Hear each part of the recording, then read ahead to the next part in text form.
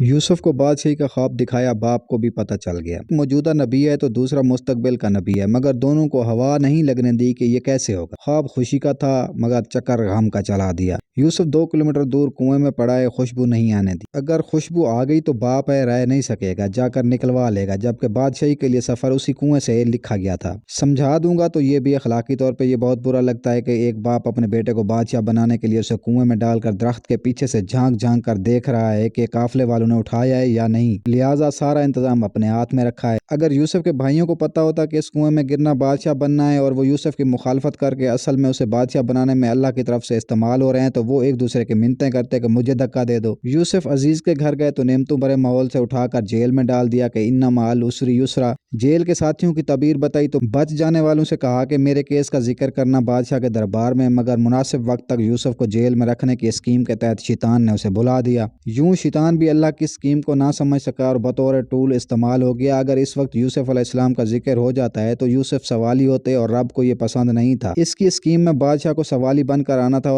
اور بادشاہ کو خواب دکھا کر سوالی بنایا، اور یوسف علیہ السلام کی تعبیر نے اس کی عقل اور دانش کا سکہ جما دیا۔ بادشاہ نے بلایا تو فرمایا میں NRO کے تحت باہر نہیں ہوں گا جب تک عورتوں والے کیس میں میری بے گناہی ثابت نہ ہو جائے۔ عورتیں بلوائی گئیں، سب نے یوسف کی پاک دامنی کی گواہی دی اور مدعیہ عورت نے بھی جھوٹ کا اعتراف کر کے کہہ دیا کہ ان روات عن نفسی وان لمن الصادقین۔ وہی قحط کا خواب جو بادشاہ کو یوسف کے پاس لایا تھا، وہی قحط ہانکا کر کے یوسف کے بھائیوں کو بھی ان کے دربار میں لے آیا اور دکھا دیا کہ وہ بے بس معصوم بچہ ہے جسے تمہارے حسد نے بادشاہ بنا دیا۔ فرمایا پہلے بھی تم میرا کرتا لے کر گئے تھے جس نے میرے باپ کی بینائی کھا لی، کیونکہ وہ اس کرتے کو سونگ سونگ کر گریا کیا کرتے تھے۔ فرمایا اب تو یہ کرتا لے جاؤ اور یہ وہ کھوئی ہوئی بینائی واپس لے آئے گا۔ اب یوسف نہیں، یوسف کا کرتا مصر سے چلا ہے تو کنعان کے صحرا مہک اٹھے ہیں۔ یعقوب چیخ پڑے ہیں انی لا اجد الريح یوسف لولا ان تفندون۔ تم مجھے سٹھیایا ہوا نہ کہو، تم ایک بات کہوں، مجھے یوسف کی خوشبو آ رہی ہے۔ سبحان اللہ، جب رب نہیں چاہتا تو 2 کلومیٹر دور کے کنویں سے خبر نہیں آنے دی، جب سوئچ آن کیا ہے تو مصر سے کنعان تک خوشبو سفر کر گئی ہے۔ اللہ جو چاہتا ہے وہ کر کے ہی رہتا ہے، مگر لوگوں کی اکثریت یہ بات نہیں جانتی۔ یاد رکھیں آپ کے عزیزوں کی چالیں اور حسد شاید آپ کے بارے میں اللہ کی خیر کی اسکیم کوئی کامیاب بنانے کی کوئی خدائی چال ہو، انہیں کرنے دیں جو وہ کرتے ہیں۔ اللہ پاک سے خیر مانگیں۔ جزاک اللہ۔